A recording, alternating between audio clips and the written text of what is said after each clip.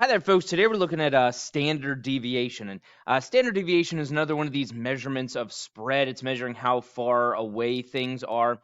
And so this measurement of spread, instead of measuring from the extremes, which is like our range measures from like the maximum and the minimum, the interquartile range measures from the maximum quartile to the minimum quartile. This is a little different because it measures from the center of the data. So it's kind of giving us a spread in terms of counting out from the mean of the data set. Okay, and so when you think of those other measures of spread, they're measuring from extreme to extreme, whereas this one's kind of measuring from the inside out. All right, and so the sample standard deviation is listed this way. We use this S means the sample standard deviation.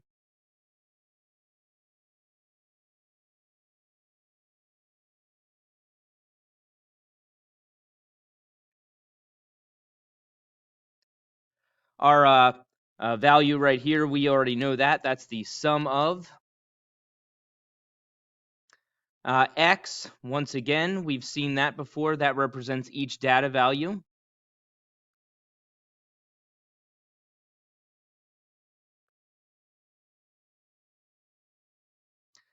This guy right here, the X with the bar over it, that is the mean, or the sample mean, really. And then N is the sample size. And really all of these variables we've seen before in some of our previous formulas. The only new one here is the S, and that stands for the sample standard deviation, okay? So essentially what this is saying, it's saying, hey, we're going to take the square root of the sum of each data value minus the mean squared, okay? And the idea there is we have to literally go through each data value. We have to take the first data value minus the mean and square it. Then the next data value minus the mean and square it. Then the next one minus the mean and square it. And so we have to do that for each of the data values in our set, okay? Then we're going to add all those values together, divide by one less than the sample size, and then we're going to take the square root of the whole thing, okay? And it's almost like we're measuring kind of like how far away each data value is. That's why we're doing that subtraction of data value minus the mean.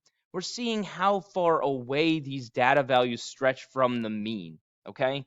And so this is almost like a distance formula type of thing where we're just kind of measuring what's the average distance that these guys are away from the mean. How far do I have to travel in order to collect most of my data values, okay?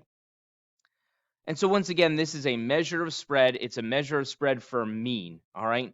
When we talk about like the interquartile range, that's more of a measure of spread that deals with the median. This is a measure of spread that deals with the mean, okay? And again, we're measuring how far we have to travel from the mean to start collecting our data values, all right? For example, if I look at something like this guy, I'm going to do the formula by use the actual formula this time. Then eventually we'll talk about doing it with Google Sheets or Excel or something like that. Okay. So for this one, the first thing I need to do is I need to find the mean. Okay. And I could use Google Sheets to find the mean, or this is a pretty small data set. I can add them all together and divide by how many there are. When I add these all up, it looks like it gives me a 33. And if I divide by how many data values there are 11. So the mean this time is a 3. And that's I need that for my formula, okay? And so now in this formula, I'm going to do the square root of. I have to just go through and use each of these data values. So I take the first data value, which is the 1. I subtract the mean, and I square it.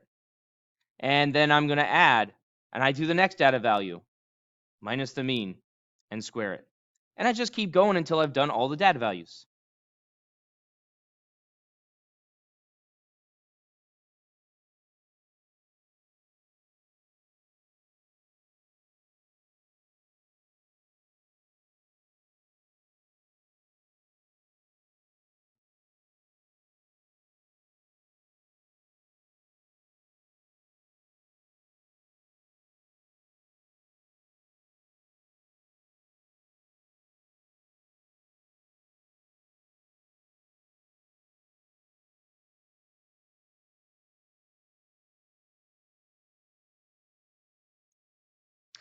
And once I have all those written out, I'm going to divide that by n minus 1. N this time was the 11. There were 11 hockey scores. So 11 minus 1 down here which of course is going to be a 10. I don't have to write the 11 minus 1. You can go right to writing the 10. And now this becomes a job for my calculator. Most of these are pretty easy. We don't necessarily need a calculator for them. But let me work all these out. So this first one, it's 1 minus 3 is negative 2, and then squared is a 4. The next one, 2 minus 3 is a negative 1. Squared is a positive 1. Next one is the same thing. Next one is the same thing again. The next couple is 3 minus 3 squared, which is 3 minus 3 is 0, and then I squared is a 0. And that happens a couple times. And this is a pretty easy data set. That's why I chose it for doing this one by hand. The next one, that's going to be a 1. Next one's also a 1. And the last one here is a 9. 6 minus the 3 is 3. And when I square it, I get a 9. And that's all going to be divided by 10. And I keep going. When I add all these together, I get an 18. I didn't need that big of a 18 over 10. And so that's going to be the square root of 1.8, which is a job for my calculator. And so I get a 1.34 approximately. And so for this one, the standard deviation is 1.34. In other words, if I talk about like the mean here, the mean being 3. So if the mean is 3, it means from that mean, I have to travel 1.3 standard deviations in each direction in order to gain most of my data values, okay?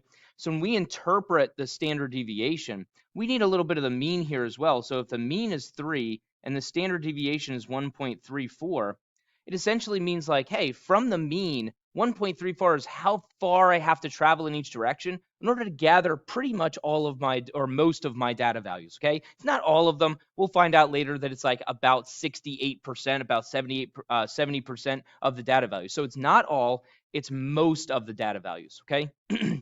And so my interpretation here is I would say, hey, most of the data values, so most of the games, because this was talking about hockey scores, will have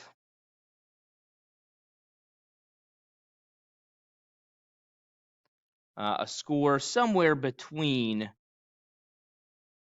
1.7 and 3.4, or sorry, 4. Read that backwards. 4.3 goals. In other words, if I go from that mean, this mean of 3, if I travel up 1.3 or back 1.3, and again, I'm just rounding off the standard deviation here to make it easier to do in our heads. If I travel up 1.3, I'm at 4.3. If I travel back 1.3, I'm at 1.7. And basically, so that this measure of spread is saying, hey, if I'm within one standard deviation mean, if I go one standard deviation in each direction, that should be pretty much most of my data. Most of my data should be contained within that region, okay? And we look back up at the data set. So I look back up at this and I say most of the games are between, I said 1.7 and 4.3. Well, that's pretty much all of them, right? Except for the last 2. So I would say, yeah, most of my games are in that range of values, okay? If I look at something like this one, we're going to use Google Sheets this time to calculate the standard deviation for us. This is a very big, tedious formula. And even with a very small data set like we had in the previous example, it was a little bit of a pain, all right? It took a little bit of time. That's only 11 values that are very simple values with an easy mean, all that stuff. If I give you something any more difficult than that, man, that would be a real bear to have to go through and do by hand using the formula, okay? So we're going to take this data set. This is the heights of wooden roller coasters, and we're going to punch this into a Google Sheet. So let me jump over to Google Sheets, get this data punched in, and show you how to calculate the standard deviation. All right, so over here in Google Sheets, I've got my data punched in already. I already put the values in. And depending on the formatting of how you get these values, like in our homework, you should be able to just copy and paste them in and then go ahead and calculate from there. And once again, just like we do with any other calculations, I want to highlight the data set. So I highlight the data values that I want here. And remember, you can always use the shift and the arrow keys to help you highlight and be a little more accurate. But make sure all those data values are highlighted. We already know how to calculate the mean and that kind of stuff. The median we can calculate. We've looked at that. But now we're going to hit this little calculation menu again. And again, we go down to the statistics menu, so statistical, and we're looking for standard deviation, which of course is abbreviated right here. There's a bunch of versions of it, all abbreviated as STDEV. And so really, as we look at all these values here, we got to find the one that we want. And some of these are a little different. Some of them will calculate the population standard deviation. The one that always works for us when we're talking about sample standard deviation is this one. It's the STDEVA. Okay, so STDEVA is the one that we want. And if we select that one, it'll calculate the sample standard deviation down here. Again, click anywhere away from here or hit enter. And it gives us a value of 34.97. So if I round it to 2 decimal places, I'll do it as 34.97. Okay. And for interpretation purposes, I should calculate the mean of this one as well, or the average of this one. Again, that is just something we should have on hand. I can do average right here, and it's 115.9. Okay, so the standard deviation was the 34.97. The mean was 115.9. So I'm going to go back over to our notes and fill in those data values. Okay.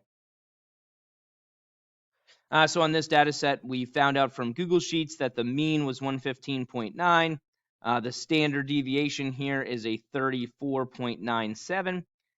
And really, that's all we need in order to kind of talk about this data. So interpreting that result, well, if the mean is right around that 115 or 116 mark, and the standard deviation is around that 35 mark, I'll just take that 115. I say, hey, if 115.9 is at the center of my data values, all right, this standard deviation is saying if I go up about 35 and I go down about 35, and I'm just doing the 35 because that's easy for us to add and subtract. You can actually add the 34.97, that is fine. But if I go up that amount and down that amount, it just means that most of my data values, so most wooden roller coasters in this particular example,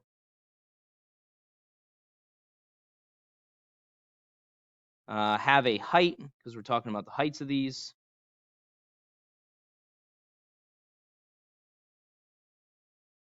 Most of them, those heights are going to be somewhere between 80.9 and 150.9. Okay, it's just saying that, hey, if the standard deviation is this, that's how far I would have to travel in each direction to collect most of my data values. Okay, and again, the key here is that it's most, and we're just adding and subtracting to show that we're traveling that distance in each direction. And you can look back up at the data. That does cover most of my data values from the 80.9 all the way up to the, so 80.9 all the way up to the 150. That's these guys right here. And that is most of my data values.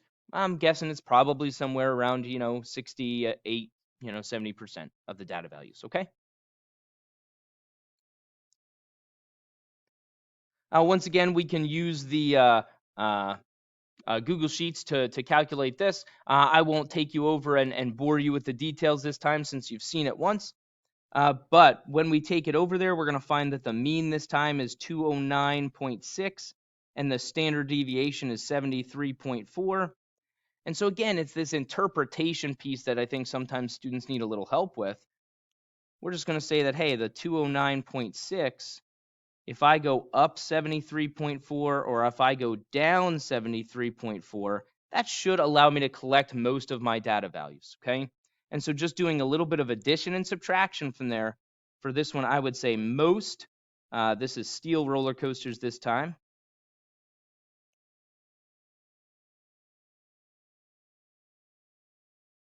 Have a height between 136, 0.2 and 283.